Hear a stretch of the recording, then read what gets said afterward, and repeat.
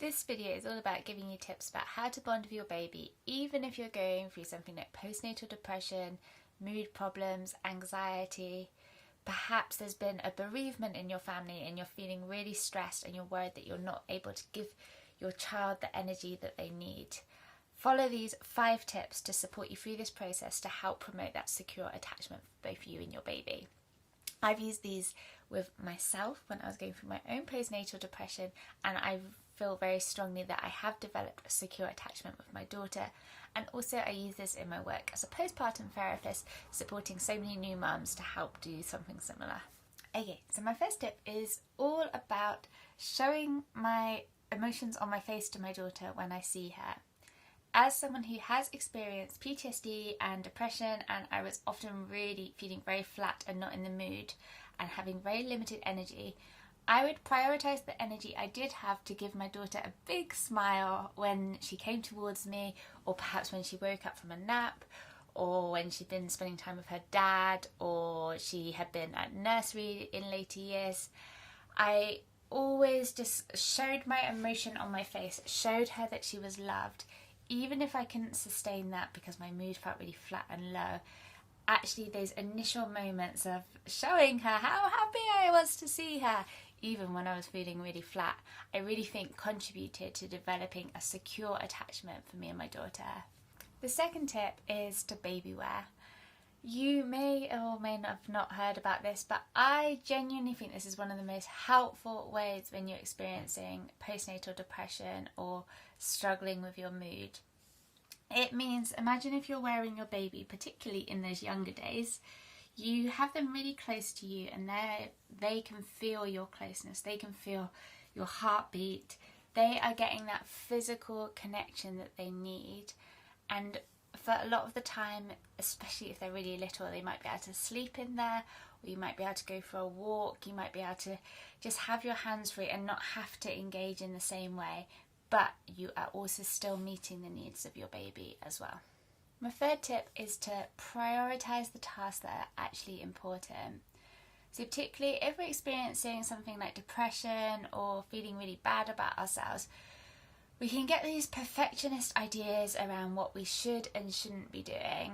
So I work with a lot of people who we put ridiculously high standards on ourselves about stuff that actually doesn't matter. Your baby will not remember what kind of elaborate weaning meal that they had, or what kind of clothes they were wearing, how tidy the house was even. What they will remember, I use that term loosely, but like get a sense of, is that closeness with you. So if you are experiencing limited energy and motivation, I would recommend to savour that energy for those closeness tasks. And actually, if you find yourself putting pressure on yourself to do things like cook meals which take ages, I don't know, whatever, then just ask yourself, do I really need to be doing this? Can I just focus on this stuff that actually matters? Fourth tip is to get support from other people if at all possible. I did not follow this advice whatsoever. I was a mum in the pandemic. I was so desperately lonely and I just did everything myself. My daughter would cry if she was with anyone else, so I didn't want her to cry, so then I just did everything myself. But if I could go back again, and hopefully if maybe one day I get to have a second child, I would help my child to develop some secure attachments with other people. We didn't have loads of support available, but I think I could have got more support than what I did. So for example, she has an auntie, and I would try to create that attachment with those guys from an early stage, because just taking that rest, my depressed mum brain would tell me I didn't deserve a rest, I just had to suck it up and I was a failure if I needed it, but I know now that that is not true. And taking that rest can really help replenish you and also just make life so much easier, like just have that bit of time for yourself.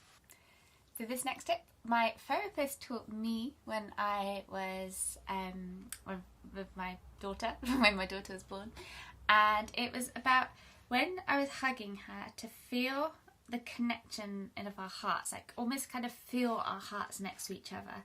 Learn to embrace that feeling of her being like part of me, next to me, of allowing that connection. So often when we're depressed, we can spend so much time in our heads and thinking outside of ourselves that we forget just to actually enjoy those small joyful moments of feeling our babies there, and you know, them being in our lives and allowing that connection. So actually, just when I was maybe holding my daughter or feeding her, I would just kind of really focus on our hearts and like the way that we were connected, and slowly build those moments up. And I think that these moments also contributed towards creating a secure attachment for us. This next tip I wouldn't actually recommend to a client because I think it's too advicey, but I'll put it on here. So something that actually helped my family, was to co-sleep. Again, I have limited energy to give my daughter, especially at times when I've been really depressed. And so for me, it felt like it was a quick win of her getting that closeness with me when I couldn't be bothered to do anything. Literally, I was just sleeping, but she was getting that closeness. The reason I wouldn't recommend it to my clients is because everyone's different. And actually, for some people, having that break from your child may be more helpful, and just having them in a separate room, for example. But that was something that definitely worked for me personally. And my final tip is to get therapy. So I believe that most new mums, regardless of whether they're suffering with a mental health problem, could benefit from therapy. I've had therapy myself since my daughter was pregnant, and that has just been such a game changer. I think it helps that my therapist has clearly been through stuff before, and just a place to bounce my insecurities off and to kind of help focus me. And I provide the same to my clients. So it's funny to think the amount of new mums that I see, and I feel like I am that person for, but I also have my own person doing that for me.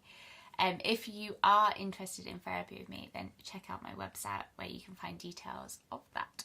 I'd love to hear actually what are your experiences of bonding with your baby. Like, how has that been for you? Is that something you've been anxious about? Let me know in the comments.